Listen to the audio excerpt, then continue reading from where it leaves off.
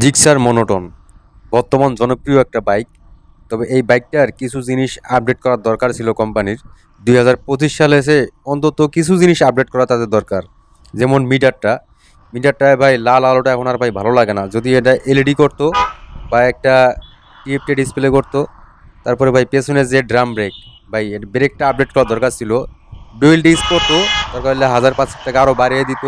কিন্তু ওই বাইকটা পারফেক্ট একটা বাইক, মানে 2 লাখ টাকার মধ্যে খুব চয়েসফুল একটা বাইক, টাকা উসুল বাইক যেটাকে বলে। ইয়ং পোলাপানদের অনেক চয়েস, অ্যাগ্রেসিভ একটা লুক, নেকেড স্পোর্টসের মতো। হুম, সব কিছুই মোটামুটি ভালো। আর একটু বিল কোয়ালিটি যেগুলো ভালো হইতো বাইকটার, আর একটু যেগুলো আপডেট করতো। আমরা চাই আর একটু আপডেট 2025 সালে এসে, যাতে আর একটু আপডেট আমরা চাই সুজুকির কাছ থেকে। এই বাইকটা আপডেট করলে আরও জনপ্রিয়তা বেড়ে যাবে। আমার একটাই কোম্পানির কাছে রিকোয়েস্ট, এই বাইকটাকে আর একটু আপডেট করা হোক।